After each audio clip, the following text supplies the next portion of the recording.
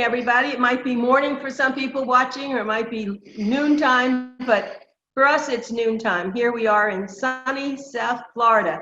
And I've got quite a celebrity to introduce you to. Alan Markelson. I would call him a Renaissance man. He's in his late 80s. He's as chipper as can be. He has more things he's doing. But for today, we're going to do something that's very important to people, especially in the economic disasters we seem to be having. He's an expert at this, and the title of his talk today is How to Invest for Your Retirement. So Alan Markelson, welcome to the show again.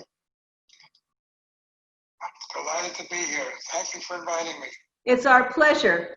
And of course, it's hard for me not to have you talk a little bit before we start with retirement and all the investment information about your great life and your racing cars and the sex with the ladies. We won't talk about that, but we just know. And any racer like you, the way you went all around the world, you had to attract women. But let's talk about the cars. That's the most important thing right now. So tell everybody what your claim to fame really is. Well, it's something I did 60-some years ago. I won Ferrari at first professional championship here in the United States, driving a 2-liter Testarossa, a very quick, very elegant sports car. And then I retired after winning the championship. I got married, which is a good idea when you race cars not to be married. So when you get married, you retire. Lots of drivers done so. And let me see, I got divorced 7 months later, or annulled actually, which is another story. So when Ferrari heard that, he invited me to come back on the team. The team was Phil Hill, the captain, Dan Gurney, the Rabbit, and Alan Markelson, the finisher. I finished all the races I was in. Dan did not, and Phil never won anything because he was maybe the captain of the team, the most experienced, but he happened to be driving a big, powerful Ferrari, a 4.1 that was just front heavy. Balance was terrible. He couldn't go around corners very well. Dan was driving a very fast 3.5 Testarossa, almost twice as big an engine as mine, but again, not as well balanced. But Dan was by far the best driver. He was quick, but he was also reckless. And Kennedy, after a while, had to find someone else because the Ferrari team was brand new. It only started in '48. Well, let me interrupt you 1 minute when you say team. So in other words, a race car driver, it isn't just that one person. You all have a team that you play off of? How does that work?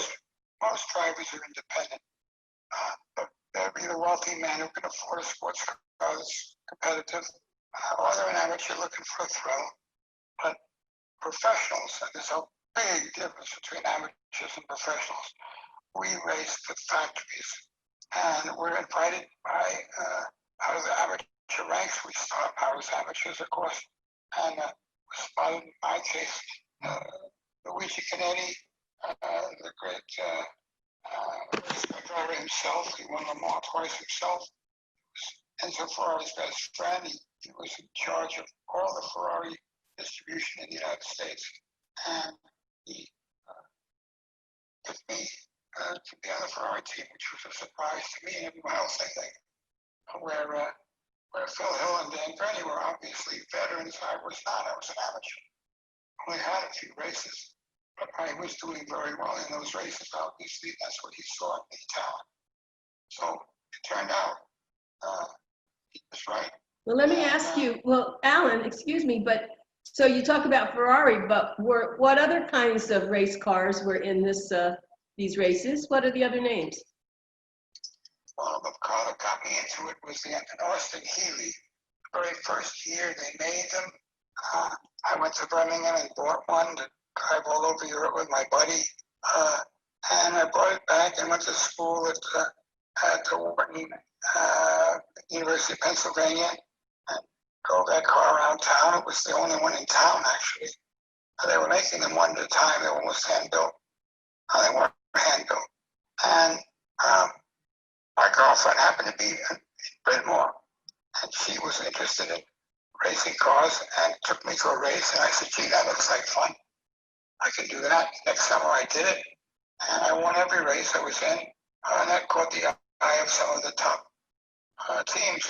Mercedes invited me to drive their car, which I did in Nassau, my first professional race.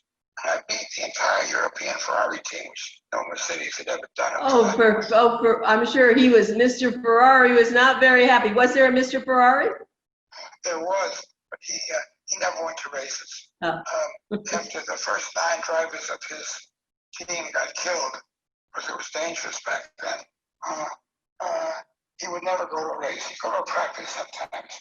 But in the movies, when they portray him, that's just fiction. He would never go to a race. He said, I can't watch my children die.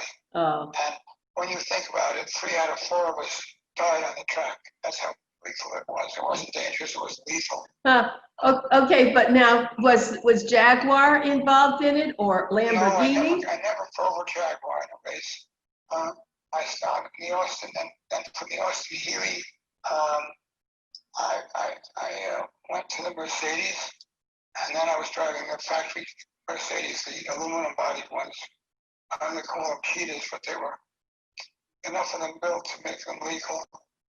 So I drove in Nassau.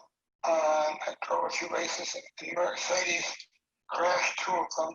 They were very expensive, and it wasn't my fault. It was an engineering flaw they could have fixed, but they didn't, because it would have been too expensive.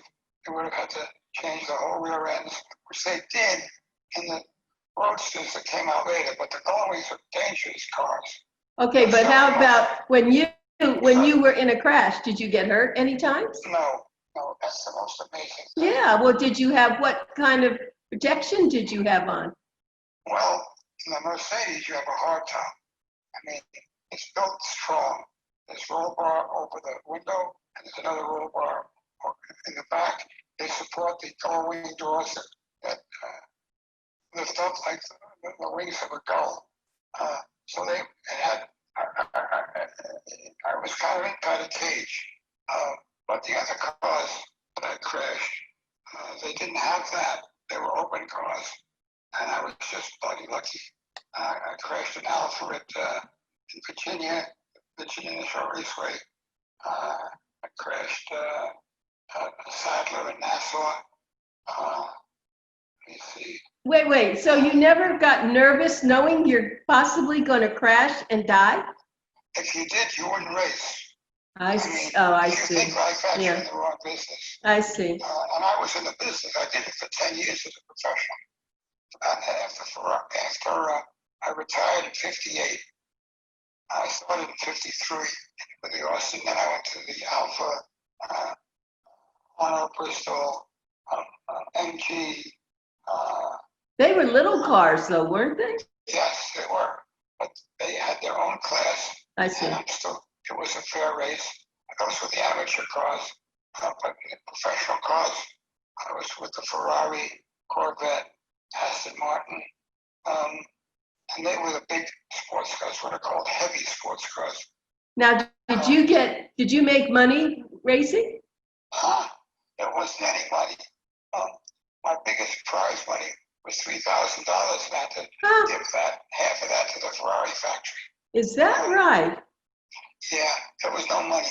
Today, at the talent level I was in back then, there'd be $1 million check on my bureau on January 1st just to sign a contract, or probably several million, because I was very, very, very good. Everybody you've ever heard of, with very few exceptions, I have beaten at one time or another.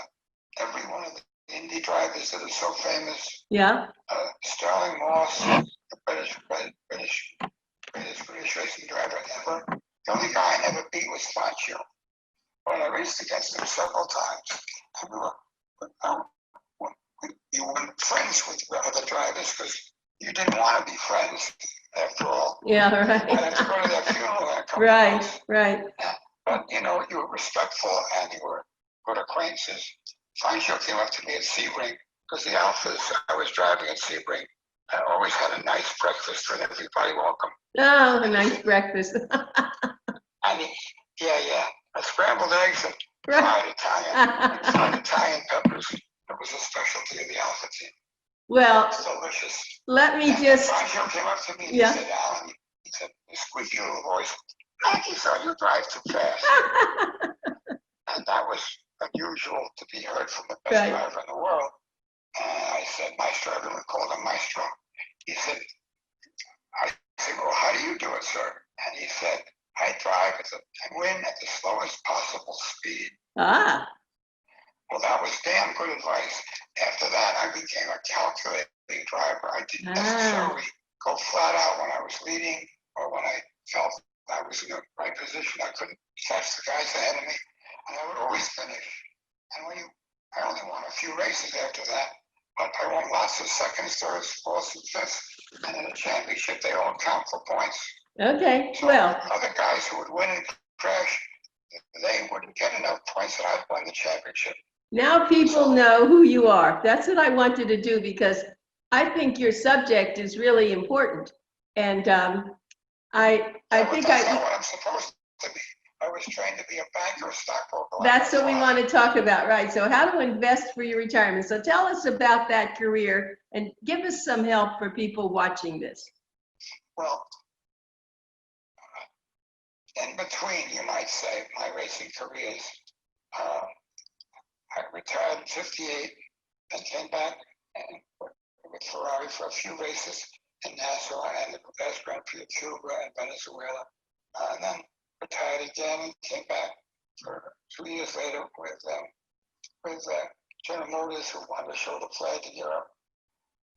I raced the heavy sports cars in Europe. But the point was that I had been trained to be a banker, I went to Wharton Graduate Business School, Wesleyan Methodist School, very, very, very tough school, Connecticut. And all summers I was clerking as an intern in Wall Street firms. My father, who rarely talked to me, when he did talk, he talked about stockbrokers and investing, and everything I know I learned from him. I learned nothing at work. It was a complete waste of time. Everything they were teaching I already knew. And I used to argue with the professors, and the other students loved that, because there's an old saying, if you can't do it, you teach. And if you can't teach, you teach Jim. I didn't hear that's something you just added. The thing is, these guys lived in an ivory tower, their philosophy and their theories, and these $75 books we were required to buy were a waste of time. I mean, later years when I was asked to lecture on this subject, how to invest for your retirement at Florida Atlantic University and giving courses at Miami Country Day School in economics and history, I would try to teach the folks the secrets that my father taught me. And they're mostly common sense, like buy low and sell high. Sounds easy, right? But everyone does the exact opposite. When markets are going up, they're piling in, paying top dollar for stocks.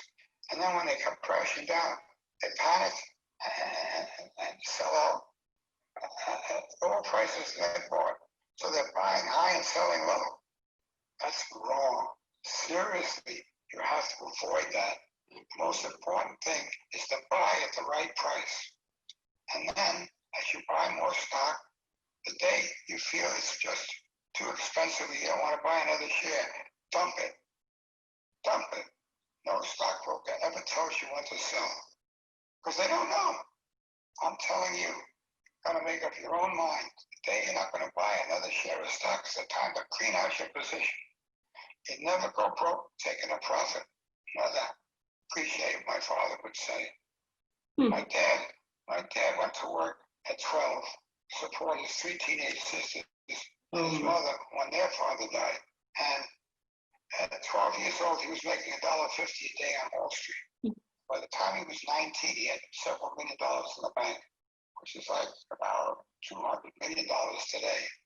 $200 million today. So how did he know, though? So what was it? Just his innate intelligence? That's the joke. Nobody knows. Hmm. We have what's called the Markelson gene. Everybody in my family, every one of my first cousins is in Wall Street, and every one of them makes money, 7 figures, Wow. 8 figures. One of my cousins who's still alive, living in East Hampton, he grossed about $7 billion a year ago. $7 billion. And that's in Wall Street. That's all to do with Wall Street. Wall Street and real estate. My dad used to say that real estate is really the foundation of every big fortune in America. And behind every fortune is a crime. And it's true. My dad was a crook. He was a racketeer. And he got caught. But that didn't bother him any. He postponed it and postponed it and postponed it.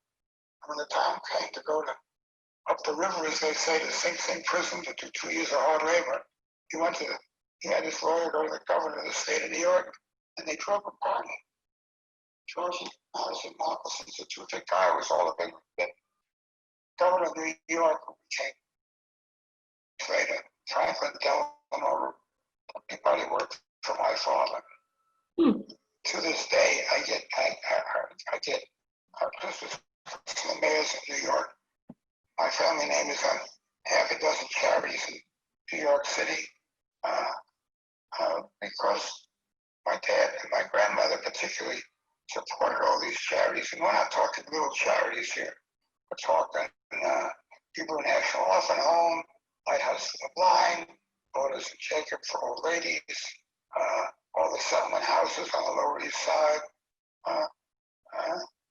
all with my grandma's name.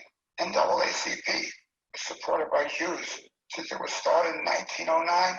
They didn't have a black president until 1975. They all had Jewish presidents.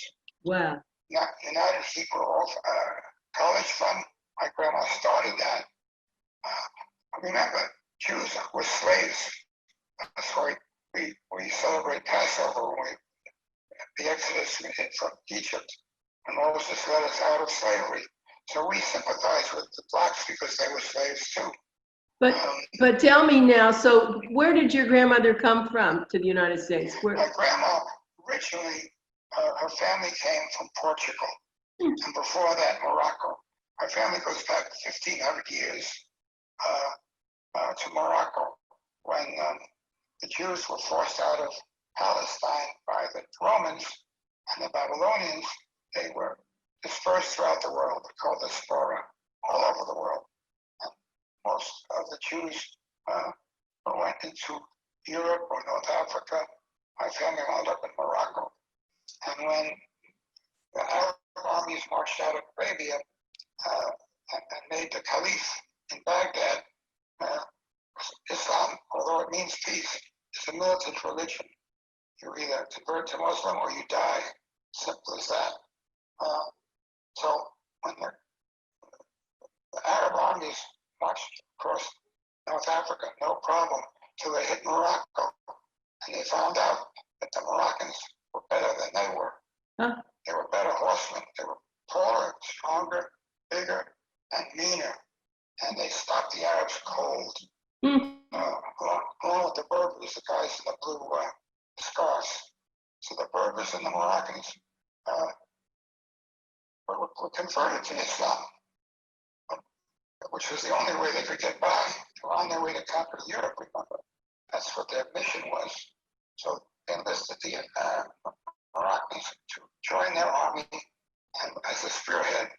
And the problem was the Moroccan culture didn't value education much. So most Moroccans, all the soldiers certainly, were illiterate. And the king of Morocco, who was a very smart man, realized that the only people who could read and write in his kingdom were Jews.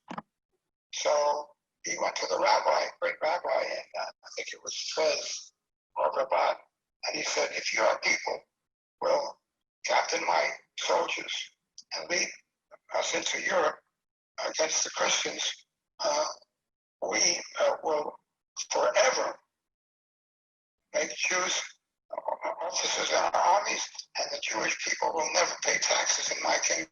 And that's true today. Today, if if you go to Morocco and you're Jewish, you're respected like you're a prince. Are there a lot of an ordinary tourist? Are there a lot of Jews in Morocco? Not so many. There used to be more, but many of them went to Palestine when Israel was created for obvious reasons. But yeah, the ones who were there, and many American tourists have homes. And Morocco is beautiful, by the way. They've got the mountains where they have great skiing in the winter, and they have the shoreline for great fishing and sailing. It's a beautiful, beautiful country. You know, we don't hear much about Morocco, and I have to just tell everybody. Well, listen, you know, they thought. Wait a minute. Elizabeth Taylor got married. Oh, okay. Wait.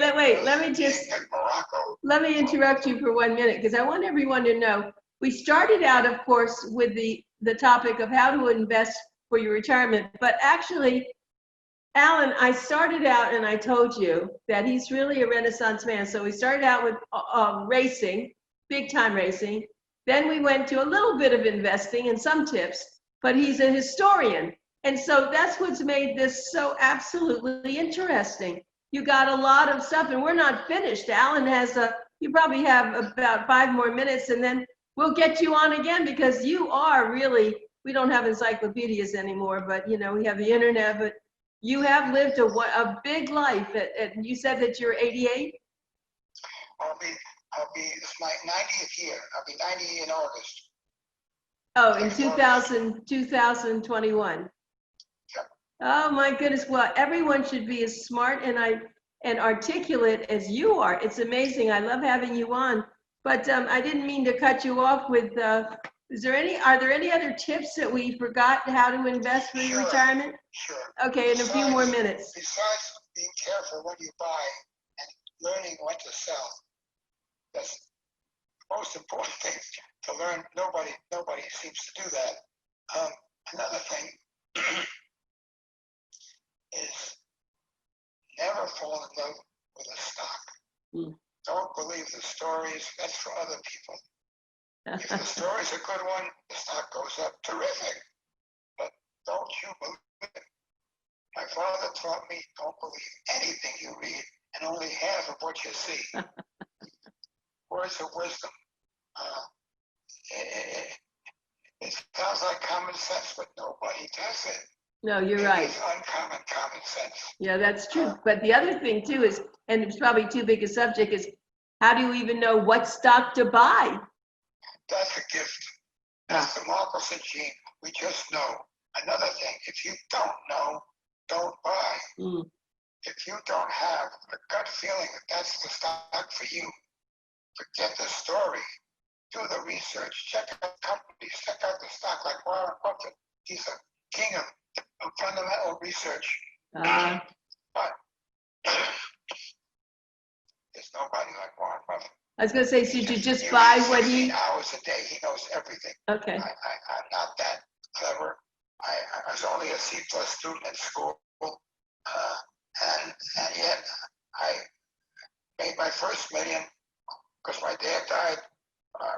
His estate, which was huge, was in probate court for 35 years. The lawyers got all the money. I never got it done. You're kidding. And why was it in probate court? Didn't he have a will? Mistakes that his lawyers made when they drew up the will. Oh, wow. That's stupid. It was just stupidity. Oh, my God. And my father never read the will because he thought he was immortal. Yeah, right. He died at 55. He's so strong as a horse. He just had a cerebral hemorrhage, which just wiped him out. But the thing is, before he died, I had finished my MBA at Wharton. So the day after my birthday, a month after I got out of school, he dropped dead, literally dropped dead. Oh, my. So 3,000 people showed up at his funeral, which was the next day because Orthodox Jews must be married 24 hours. And my brother and I were stunned. Yeah. Who were all these people? Yeah. 3,000 people showed up. And 27 stretch limos went out to the cemetery behind the hearse. And we had no idea who these people were. Who were they? The Times said it was a bigger funeral than the mayor. So who were they? I don't know. Later on, people told me they were judges and lawyers and stockbrokers, mafia. the bosses, Jewish gangsters, everybody and anybody who either worked for my father or respected him. And they just felt they had to be there to bid their respects. And they were there. So who took care of you after he died? I mean, who was your? Well, that's the funny thing. Everybody thought I was rich. I mean, in the play in the movie, Fiddler on the Roof, when he sings, if I was a wealthy man, yeah, I would do this and I would do that. Yeah. And people would come to me and give me questions that would cross a rabbi's eyes. Remember the lyrics? Yeah, and I do. It didn't matter what I told them, whether I was right or wrong, because when you're rich, they think you really know. Yeah, I know, right. And they thought I was rich, and they thought I really know. The big surprise was I did know. So anytime I applied for a job anywhere with a Wharton MBA, can you start tomorrow? Can you start next week? I never got turned down. Well, and you seemed like you did very well, so they weren't stupid. Oh, I did. Yeah. Because, and I didn't like Wall Street, which is another good thing. You never want to fall in love with making money, because that's the way not to make it. Unless, like Warren Buffett was ready to retire with $9,500. He figured he could live on that with his wife. And he got called back to Wall Street by Mr. Graham of Graham and Dahl, the great financiers. And, another thing is don't fall in love with things. J.P. Morgan, famous joke, who was, again, an associate of my father. He was asked by one of his wealthy friends, looking out his window at his beautiful yacht, it's called the Corsair. He said, tell me, JP, how much does it cost to run that? Because if you have to ask, you can't afford it. Yeah, that's funny. I have to tell you, we have less than 2 minutes to go, but that's a good saying, because I remember when I was young and I was wondering how much the taxes were going to be in the house. Someone said that to me, if you have to worry about the taxes, you can't afford the house. Anyway, this has been great. Stay within your means. Right. There's a famous Shakespeare play about a man who was kind of a conniver, and he was asked once, what's the secret of being so happy all the time? He said, well, if you make £2 a year, which was a lot of money back then, and you only spend £1.19, you're happy. If you make £2 a year and you spend £2 and 1 shilling, you're miserable. You're right. That's a great way to end this. Right. That's a great way to end our talk. My father taught me, and this is helpful too in real estate especially, never do something that will make you lose sleep at night. That's right. That's good. Okay, so how to invest for your retirement. We're going to do another interview with Alan Markelson, and we'll cover some more of these things. But Alan, thank you. As always, I have a big smile on my face because you're so entertaining. And of course, we'll talk about his book coming up that he's working on too, and another one. Thanks, Alan, and be safe, and we'll talk to you again. Like Grandma used to say, "Psychozones." Goodbye.